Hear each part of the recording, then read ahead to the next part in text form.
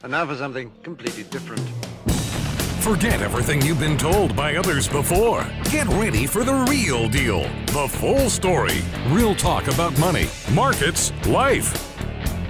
Now, it's The Real Investment Show, presented by RIA Advisors. Welcome to The Real Investment Show, Financial Fitness Friday edition. I am Danny Ratliff here with John Penn, filling in for Richard Rosso, wherever he may be today. So, a lot to get into. Markets have a lot to digest. Long weekend ahead of us. Waiting on new home sales data. Pretty light day for the most part. I think we'll see trading volume maybe down a little bit as we go into the long weekend, but it'll be interesting to see as we've got a little bit of a mixed open. Looks like futures are slightly pointing down at the moment, which that may change by the time I finish this sentence.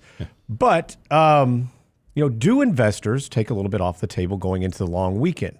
Lots of concern over the big, beautiful bill, what that may do to the debt. Obviously, there's a slight increase there if you look at the numbers, but, they're taking some components out of that. We're going to talk a little bit about that today, but that's one component of what's going on. The debt downgrade, while, two of the other rating agencies have done this years ago, now is of major concern. I think that the sentiment is, at least for the moment, this is going to really maybe not entice foreign investors to use the Treasury as a safe haven. And we had the 20-year Treasury auction this week, which was rather light. The interest in it was not as good as what we'd hoped or expected. And then next week we get a 3-month, a 6-month, a 2-year, and a 5-year. And so I know the markets are going to be really keeping their eyes on that to see exactly what the impact of that is.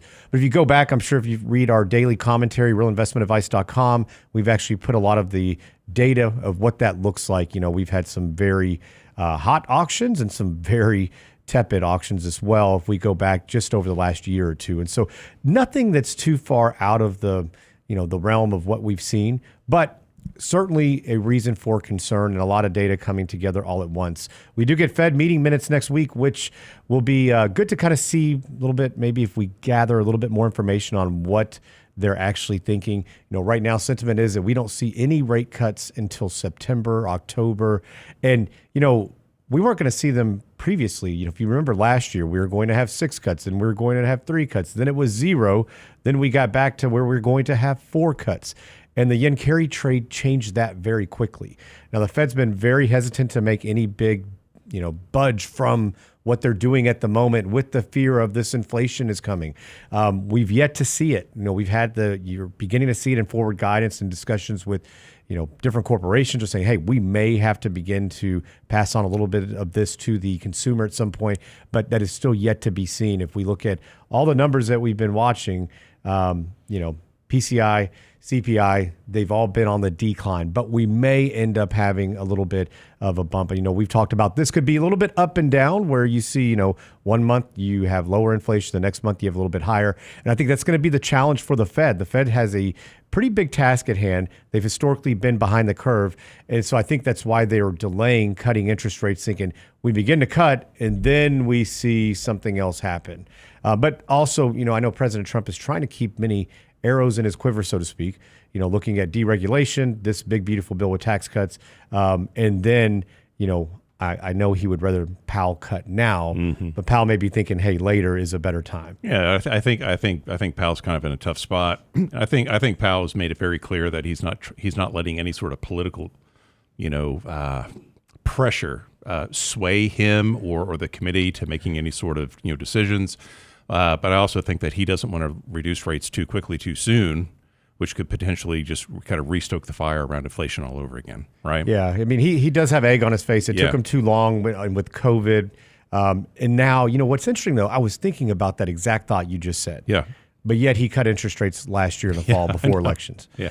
So, it didn't look good, did it? Yeah. No, well, and we've seen economic data declining, bit by bit. We've talked about how the economy now has to stand on its own 2 feet versus what we had previously with lots of monetary and fiscal policy, a whole lot of money floating around in the system. Well, now that the majority of that has made its way out, And, now you have an economy that has to fight other issues. And the tariff is one of them, right? But even prior to tariffs, President Biden and Scott Bessent, Treasury Secretary, had been discussing, hey, this is President Biden's economy. And I think they had a leg to stand on when they're talking about that until you get the tariffs in the way that they've done it. Yeah. And so the question will be now is that what is the overall impact?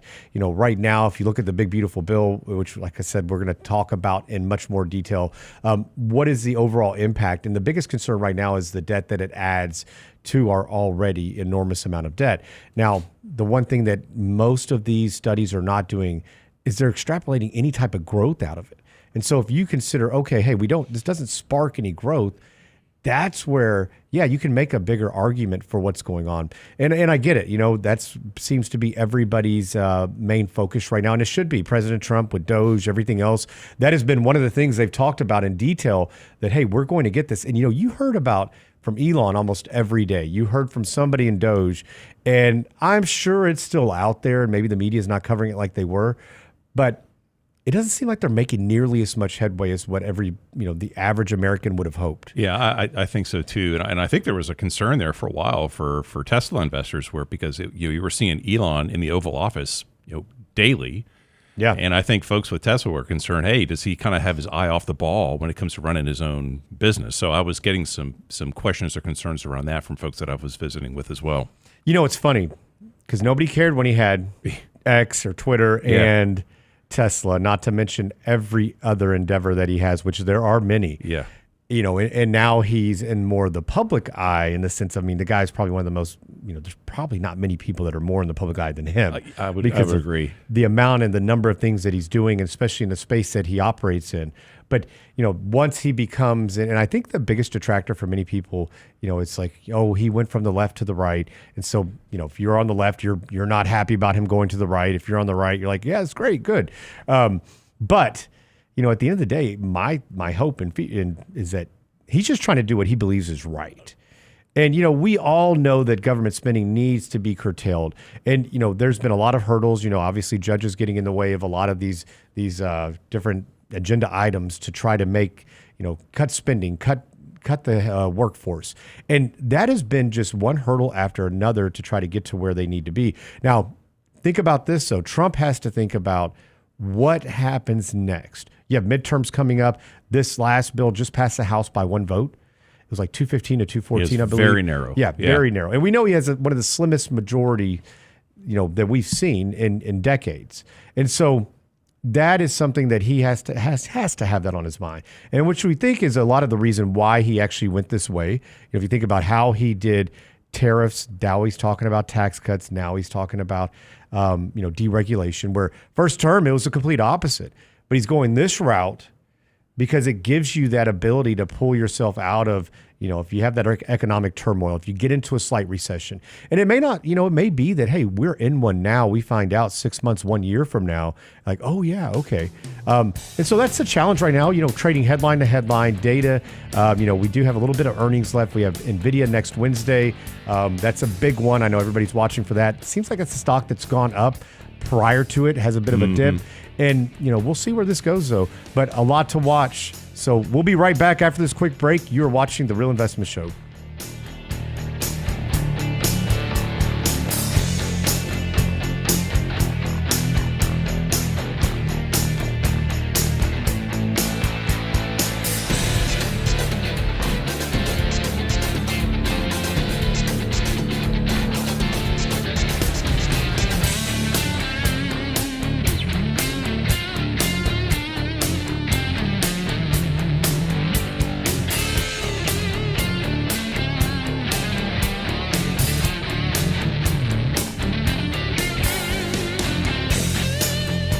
Get daily investment news you can use, delivered at the speed of the internet at realinvestmentadvice.com. How confident are you in your retirement income strategy? Join RIA for a powerful in-person workshop designed to help you build a sustainable, tax-efficient income plan for retirement. Richard Rosso and Danny Ratliff host the RIA Retirement Income Empowerment Workshop, Saturday, June 14th at the Hyatt Centric in the Woodlands. Learn how to protect your nest egg, optimize Social Security, reduce reduce taxes, and create income that lasts. Register now for the RIA Retirement Income Empowerment Workshop with Ratliff and Rosso at realinvestmentadvice.com. Attention Chevron employees and anyone else receiving or considering a company severance package. We know the process can be intimidating. What should you know to maximize your payout? Lump sum or pension annuity, retirement plan rollover or not? What about tax timing your severance? The fiduciary advisors at RIA Advisors can help you make the best decisions for your situation. Call us today at 855-742-7526. That's 855-742-PLAN. Or online at realinvestmentadvice.com. The Real Investment Show. RIA Advisors Research is the envy of the industry. Our economic insights are featured on advisorperspectives.com, Fox Business, and MarketWatch. RIA provides advisors with marketing and back office support, objective research, and holistic, cutting-edge financial planning tools to meet your clients' needs. Want to join a winning team and be part of a fiduciary culture where you can do your best work? Then why haven't you contacted us yet? Go to our confidential advisor hub at realinvestmentadvice.com. RIA Advisors. Big enough where it matters, agile enough when it counts.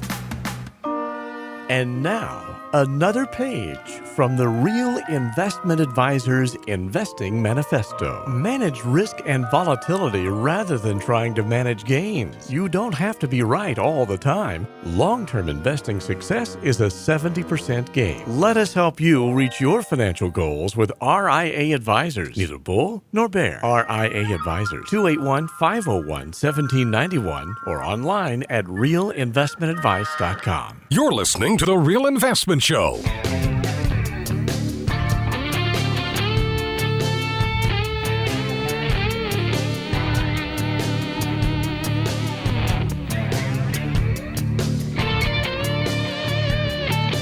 Welcome back to the Real Investment Show. I'm Danny Ratliff here with John Penn. So I know this is all you guys can talk about. I'm kidding. The big beautiful bill. And you know, I've hesitated, John, to even go too far with this because it has to get through, you know, obviously just made it through the House, has to get through the Senate. Yeah. And then, you know, continuing resolution. So this bill may look much different than what we're going to talk about today. So take this with a grain of salt as well. Yeah, it's, because like you mentioned in the first segment, you know, it passed the Senate, very narrowly. Or the House, right? yeah. Or the House, sorry. Passed the House. I need more coffee. Very narrowly. Brent's laughing. Danny's laughing. It's a Friday morning. We're all laughing. It's good, right? We all need coffee. We all need coffee. So now it's in the Senate. So my mistake. Right. So this could change a lot. We'll have to see what kind of happens from here. But some of the key takeaways is that this beautiful bill, you know, the goal is to extend, you know, the tax cuts that President Trump put into place in 2017, which are set to sunset at the end of this year as we move into 2026, right? And I know looks like there's a temporary reprieve in the beautiful bill where there's no taxes on tips or overtime pay. So we'll have to see if that, you know, can make some weight and carry through. I don't think folks are as keyed in on that, Danny. I think what folks are really excited about is the state and local tax deduction cap increase, where currently, you know, right now that's set at, you know, $10,000, and the bill proposes to raise the cap on state and local tax deduction to $40,000. But there is a phase out where if, you know, for those that are earning, you know, $500,000 or more, there is a phase out there where that $40,000, depending on how much you earn, will come back down to that, you know, $10,000 cap. So a lot of folks are excited about that. You know, increased child tax credit. You know, the bill temporarily increases the child tax credit to $2,500, you know, through 2028. There's also a provision in there where there's going to be an increase to the estate exemption. You know, right now it's about $13.9 million per person. So this proposes to take that estate tax exemption up to, you know, $15 million per person. So a little bit of a change there. So I think there are some positives, but I think on the con side, I think what folks are concerned about is there is some proposals in the bill to reduce, you know, other government benefits like funding for food stamps, you know, Medicaid, and how will that have an effect on those folks that are currently receiving those benefits. And there's a concern out there, Danny, that perhaps that can even widen this gap of inequality between different segments of the economy out there. Yeah, and I think that's the question right now. Is so they're saying that it's going to, for high income earners, it's going to actually give them a 4% increase in wages. It's going to be a 2% deduction for those that are utilizing Medicaid, that are utilizing food stamps. So lower income households are going to be impacted by it. And so there's always good and bad with any of these bills. I don't think this bill goes very far, and there's a lot more to it as well. But there's a lot of talk. Actually breaking up the bill, splitting it up so that they can get this passed. So Senator Ron Johnson of Wisconsin's actually been a real big supporter of saying, hey, let's just piecemeal this together in some ways. Let's go past this one specific part, go past another one. And, that's been one of the things I think that we've watched for years, that we've always, we have these huge, humongous bills, over 1,000 pages. Yeah. It's like the old bills where, you have to pass it to read it. Well, that's nuts. All these bills should be done in a manner that you can easily conceptualize it. You can say, okay, here's what it means. And then you can actually get the data saying, okay, now we can make this decision versus, this over here is going to take from this and this. It needs to be more, maybe a little better thought out and not in like legalese speak. These attorneys write these bills. Yeah. Right. These senators aren't in, a lot of times it's a lobbyist group who's writing each portion. They're writing their own piece and giving it to the representatives or senators and saying, hey guys, look at this. And so, you've got that, and then you have the people who are under them that are working to write this and put it together. So many times they don't even have a full, knowledge of everything that's in it, because they have all these people doing many different parts. And that is why I think that if you did actually break it down, you have a better chance of getting some of the bigger agenda items done. Number one being, looking at extending this tax cut. It'd be great to make it permanent, but they may just be able to have like, hey, we're going to do another 8 years until it sunsets, because that bill didn't actually come into play until 2018. The question around the growth aspect of this, I listened to a podcast this morning, actually coming in, and they said, well, there's nothing that suggests that it actually decreasing taxes increases tax receipts. It's like, whoa. Go back and look at the data. What does 2018 look like? Actually, Q2, Q3, we had, from an earnings perspective, the two best consecutive quarters in the market in 2018 that we'd ever seen. It was like 25% year-over-year growth consecutively. Now, we had ended up at the end of 18, Powell gave them a real nice favor, saying we are a long ways from neutral. This is in October, meaning the economy was extremely hot. Well, the economy was doing well, but it was really doing well because of these tax cuts, the deregulation. And that tax cuts would be, it's the first year that really has that big impact when it's a year-over-year change. And the following year, that delta is not nearly as much, but it's still beneficial. So that's where, we saw that everything kind of went by the wayside. Worst fourth quarter since the Great Depression. Yeah, remember that when the market pulled down pretty sharply in Q4, and the Fed was like, "Oh, just kidding." Yeah. Well, maybe we don't need to do what we're saying, what we're going to do, and then the market went yoink right back up, and then we went right into 2019. Well, actually, right after he did that, it went down 10% before he came back out in November. This is the beginning of October when this happened, and he said he cried uncle basically.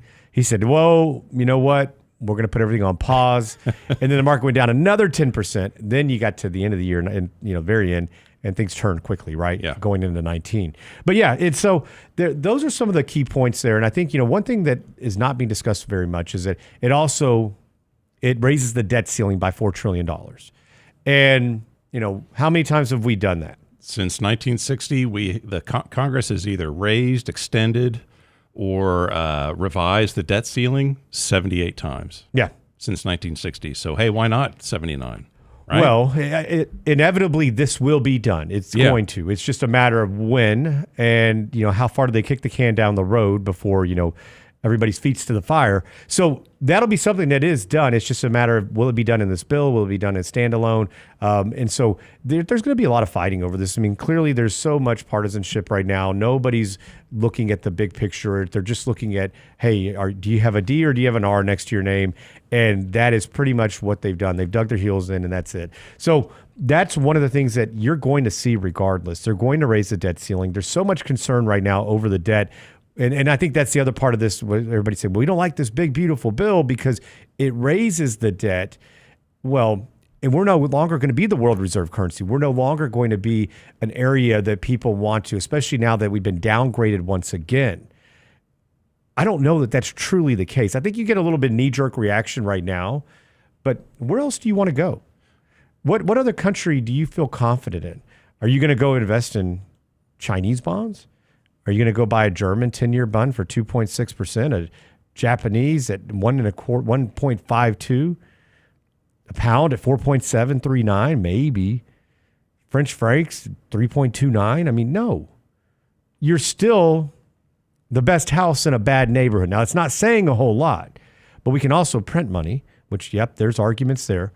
But, you know, the global landscape may be changing, but where else do you have to go? If you look at reserve currencies and you look at who else is used quite often, the euro would be the next best place to be. But how many countries do you have in the euro? I think it's 27 countries. I think now with the UK getting out of the actual, euro dollar, so to speak, it is there's 17. You couldn't get those guys in a room and they would tell them, hey, where do we want to go for lunch? You think they're going to come up with a resolution quickly? Absolutely not. So these countries can't print money on their own. Exactly. So we could probably rule them out right now. Also, what do we look for when we look at currency? Michael Leibowitz actually wrote a really good article on this about a year or so ago. He's got a 2-part series. Go to realinvestmentadvice.com. You can type in, the dollar, world reserve currency in the search engine. It'll likely pop up. And that's a great article. It talks about you need national defense. Well, most of these countries can't provide that on their own. You need stability, which is one of the arguments we've talked about why, crypto is not going to be necessarily a currency in its current form because the volatility associated with it. You need all these things that it can't provide. And so the dollar's not going anywhere right now. And yes, maybe we're on the trend to somewhere else. I'm sure, how many times have you heard recently that gold's going to be the new world reserve currency? Yeah. Get a lot of those questions, a lot of narrative there. And while you were going through those points, I was looking at the from the Treasury, the kind of the most recent data of major foreign holders of Treasury securities. And you can look at this for the last 12 kind of rolling months. And the most current data that they have is from March of 2024 through March of 2025, where it lists all countries: Japan, the United Kingdom, China, Canada, Belgium, France, Ireland, Switzerland, right? And you look at the net purchases from 12 months ago to now, or through March of 2025, and it's a net positive purchase of $942 billion of treasuries. So foreign countries are still buying our treasuries, regardless of what the narratives are telling you out there. Yeah, look at the data. I mean, there's so much information out there. It's so difficult to determine what's actually factual and what's not. That's why we always try to look at the actual data, where it comes from. That's important because everything can be skewed and slanted. Yes. But we'll talk a little bit more about this when we get back. We're going to talk about graduate. We're in that season. What are things that you need to be telling your graduate? How do you give them a leg up? We'll be right back after this quick break.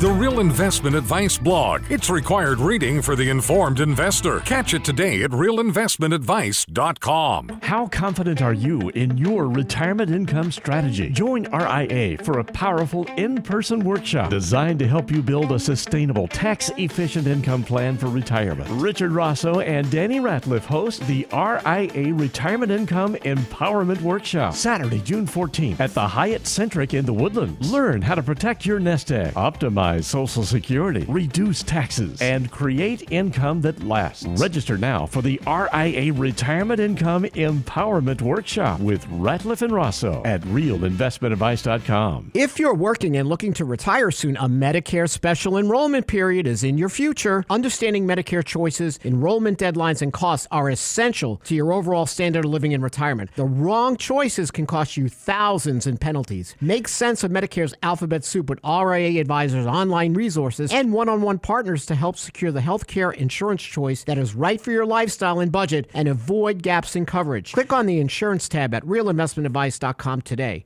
realinvestmentadvice.com. The Real Investment Show. Are you a financial advisor sneaking peeks at our stuff? Instead of trying to do it all yourself, why not just join the team at RIA Advisors? Our full-service organization can provide you with the support, unparalleled research, and tools for managing your clients' money and honoring the fiduciary pledge of putting clients' best interest first. Don't take our word for it. Talk to the advisors that work with us.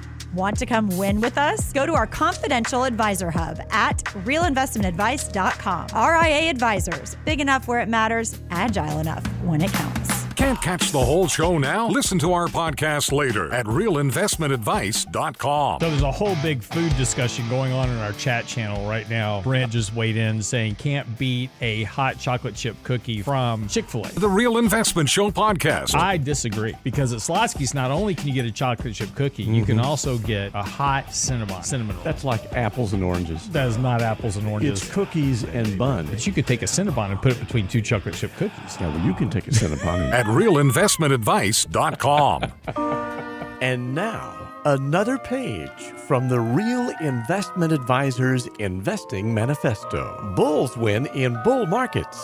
Bears win in bear markets. Eagles soar above and take advantage of opportunity. Let us help you soar as you reach your financial goals with RIA Advisors. Neither bull nor bear. RIA Advisors, 281-501-1791 or online at realinvestmentadvice.com. The Real Investment Show. Attention Chevron employees and anyone else receiving or considering a company severance package. We know the process can be intimidating. What should you know to maximize your payout? Lump sum or pension annuity, retirement plan rollover or not? What about tax timing your severance? The fiduciary advisors at RIA Advisors can help you make the best decisions for your situation. Call us today at 855-742-7526. That's 855-742-PLAN or online at realinvestmentadvice.com. The Real Investment Show YouTube channel has all our videos ready for your easy access. Now with the new and improved Before the Bell report. Subscribe and bookmark our YouTube channel at realinvestmentadvice.com. You're listening to The Real Investment Show.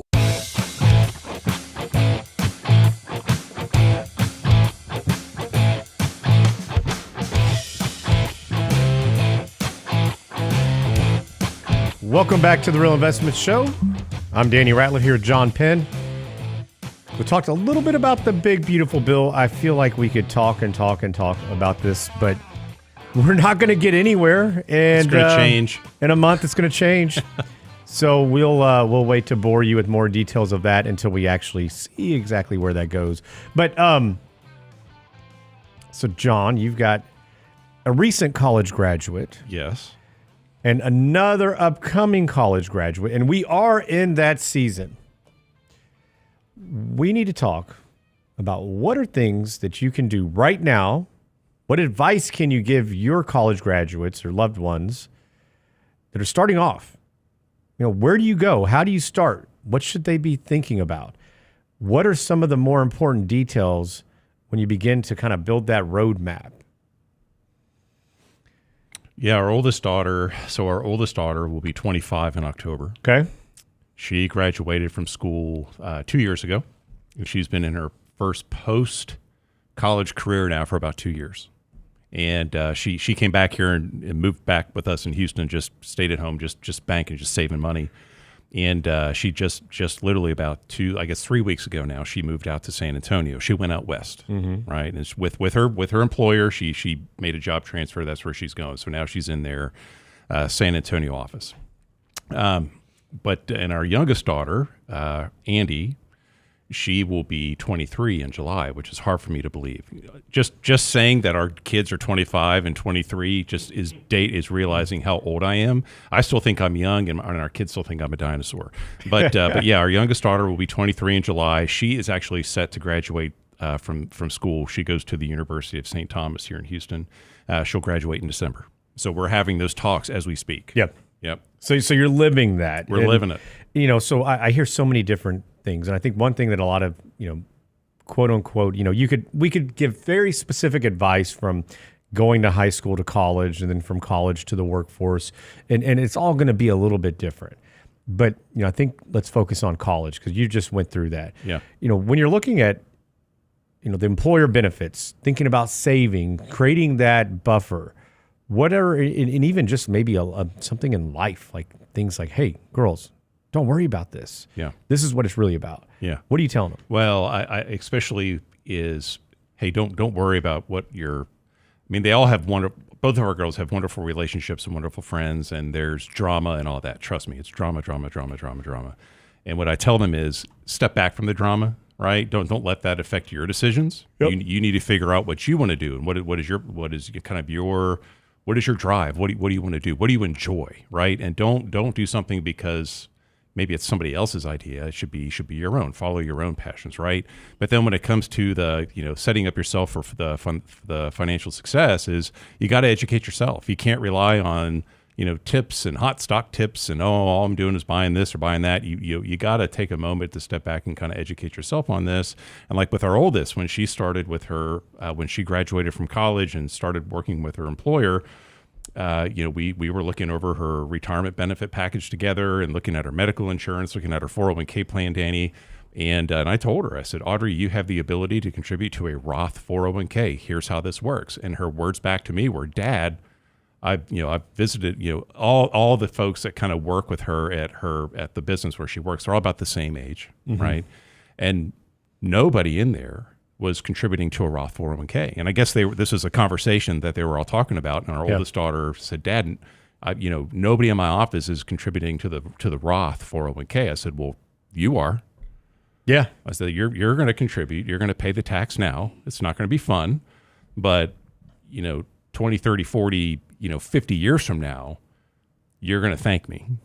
So let's talk about this, right? Absolutely. Take advantage of that while you can. So, the mainstream media and 401k providers in general, I think, have done a poor job over the years. I feel like mainstream media is finally catching up to the Roth trend, or finding more creative ways to put funds aside that, you're not going to have to pull out. They're not going to impact your taxes, your IRMA for Medicare, Social Security taxes, which, who knows, those may go away. You got another bill out there right now for that. But those are things that are just not talked about enough. Yeah. And especially if you have somebody that maybe, here's the one thing I hear often, though, is like, well, I don't make enough money to really do that. I need to put in the traditional IRA because I need the tax break right now.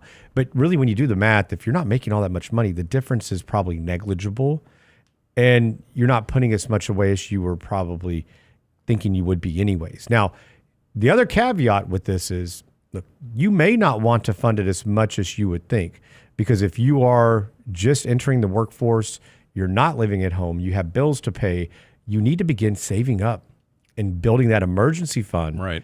I would take advantage of a 401k and HSA. Another part of that big, beautiful bill, I'm going to go back to that, is that they're about to double the HSA contribution. I knew you'd get excited about that. Oh, man, I'm super excited about that. But when we think about saving, somebody that's just creating, their financial life is really beginning, you have to create that in tandem. And that's difficult because, it's like I had a conversation with a client the other day. We were talking about their child who just graduated and said, well, they can do this. They think they want to put X amount. I was like, well, how much do they have in savings? And what are their goals? Well, he wants to buy a house in so many years. I said, whoa, let's pump the brakes on the house right now. Let's get that emergency fund built up. Then you can begin building for that. Let's utilize the 401k, the HSA, if they're going to contribute a match on that as well. Get the match from that, but then build up these other areas. Yeah. And if you're filing for benefits, if you're enrolling, well, look at short-term disability, long-term disability. God forbid something happens, especially you really need, I think everybody needs it, but you really need it. while you're building your nest egg. So you have something to fall back on, right? I mean, who's going to pay your rent? Well, that, and I mean, our oldest had a pretty quick lesson before she moved. She had a nail in one of her tires. Okay. So went down to the local discount tire, right? Just giving them some props. Whenever I go in there, they take great care of me, right? Could I get some free tires now? Anyway, so we go in there and there's a nail in the tire, and it just turned out, long story made short, that her tread was really, really low and she needed 4 new tires. Ooh. And that was a quick lesson in why it's so important to have that cash reserve fund that you're talking about set aside. Because what's interesting is when you go up there to pay for the tires, before they even ask you how you want to pay for it, it's, well, we have financing available. You want to finance these? They didn't even give her the option to pay just cash.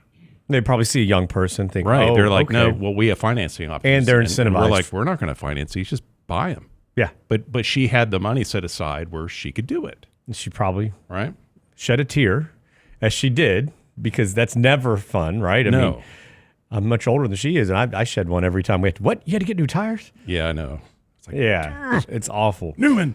But you know, the amount that needs to be saved and put aside is different for everybody, right? I mean, so ideally, it's not sexy, it's not fun, but building up that emergency reserve and then building a little bit of a cushion into it, I think is so important, because you're building that for those reasons, right? And then if they get out of a job, being new to the workforce, if we do get in a recession, those are usually sometimes the first people to go, albeit there are some places that may prioritize them over somebody that's older because of their, they're not getting paid nearly as much, but you still have to be mindful of that. And it's going to change for everybody. I mean, I think we want to talk about it in a little bit. Maybe what does cash savings need to look like for somebody that's retired? That's going to look different than somebody that's, younger in the workforce. And so thinking about how do you build that out? What do you look at? Do you go get life insurance right now? I think that's a big part that is so often overlooked. They're like, they'd wait till the life event, but you could get it for so cheap at that age. When you're younger and you're healthy, and because at that age you're not a quote unquote risk to the insurance company, so your premiums are going to be a lot more manageable at that point. So so that's why looking through retirement benefits, group insurance, that's a really, really economical way to get term life insurance when you're at an early age. Maybe it makes sense to go out there and get your own separate like a term policy when you're that young. But so that was with our oldest. We've been having a lot of those conversations with our youngest, who's about to graduate a little bit later this year. My word to her, Danny, has been be proactive. Mm-hmm. Be proactive when you're looking to just enter the workforce, wherever you kind of land for that first role. And not that you want to be hopping around from one employer to the next, but chances are maybe that first spot where you land, that probably won't be where you are for your entire working career. Yeah. So, but you want to avoid kind of bouncing around from one employer to the next every 6 months or every 12 months. I mean, you want to establish some longevity, right? But just before you even kind of land that first position, we're having conversations at home right now about, hey, just being proactive. And since our youngest just wrapped up her last semester, now it's the summer, she's out there, talking with companies and looking for, job opportunities this summer.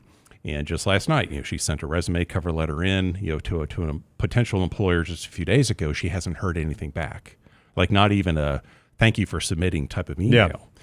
And she said, Dad, I don't even know if they received my resume. I said, well, guess what you're going to do today? We're going to pick up the phone. You're going to call them. You actually have to use the phone for what it is. Yeah. And we're going to call, and you're going to introduce yourself to make sure that they received your resume, and you're going to talk to them. Show initiative. Well, not only that, I think, thank you notes go such a long way. I mean, we've done a lot of, we just hired some interns, and so I can tell you this, we received handwritten notes from so many kids. I thought it was a dying art. I thought that we were the bad, mean parents that made our kids still do it. And I was thrilled to get so many of these. But, we'll talk more about this on the other side of the break. If you guys have any tips, go to the YouTube chat. Love to see and hear what you guys have to say. Real Investment Show on YouTube. We'll be right back.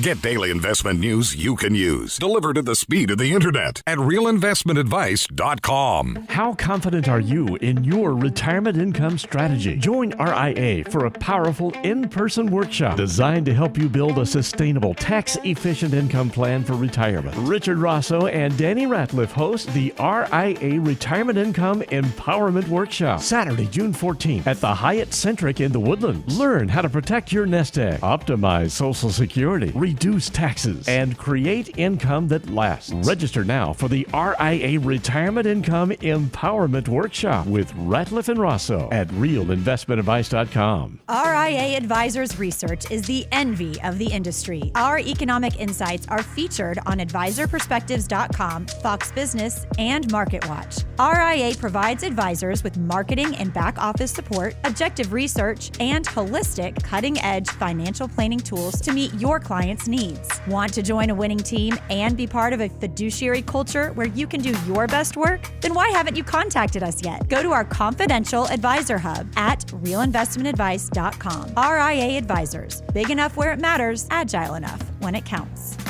The Real Investment Show. Attention Chevron employees and anyone else receiving or considering a company severance package. We know the process can be intimidating. What should you know to maximize your payout? Lump sum or pension annuity, retirement plan rollover or not? What about tax timing your severance? The fiduciary advisors at RIA Advisors can help you make the best decisions for your situation. Call us today at 855-742-7526. That's 855-742-PLAN or online at realinvestmentadvice.com. And now, another page from the Real Investment Advisors Investing Manifesto. A passive investment portfolio requires active risk management. It's not a choice, it's necessity. Diversification doesn't protect against risk of loss. Let us actively help you reach your financial goals with RIA Advisors. Neither bull nor bear. RIA Advisors, 281-501-1791 or online at realinvestmentadvice.com. You're listening to The Real Investment Show.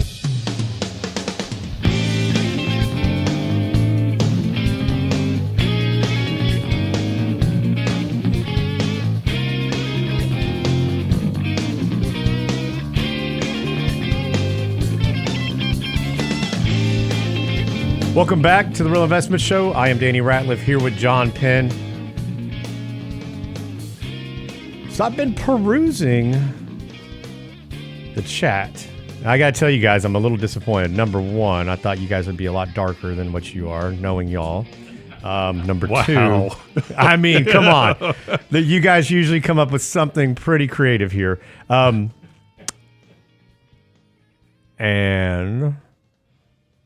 I thought you would have pulled more out of the cap here, man. So There's still time. I know. If you guys have any tips, share them. We all like to hear them. And I think a lot of times we need to think outside the box. I think somebody wrote here, never show up for an interview in a suit. If you're applying for a blue collar job, dress the part you will be playing. I agree. I also agree with, you can probably never be too dressed up unless maybe you're in that blue collar area. That may not be the right place. But if you're wondering, and if you're going to interview at a bank or somewhere else and you're wondering if you should wear a suit and tie, you probably should, even though that most places are going business casual at this point, right? Yeah.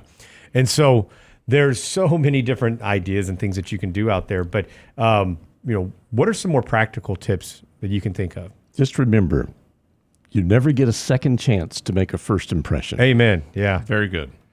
Well, manners. I think, manners go such a long way, and they're just gone. It's a lost art. So I teach the kids, like, hey, you need to make sure, yes, sir, no, sir, yes, ma'am, no, ma'am, open doors for people, understand when you should and should not eat, don't speak, basic stuff. When you shake somebody's hand, you better look them in the eye, and you better have a firm handshake. The basics that are so gone. Well, they are, because now all we do, we communicate through this. Right, yeah. It's just messaging back and forth. When you actually have to physically have a conversation, like you mentioned, and look somebody in the eye, it's like a long lost art. Well, right? and it breeds confidence. Though, it breeds a lot of other things that I think that over time you begin to see, and that is the communication skills are lacking significantly in many areas.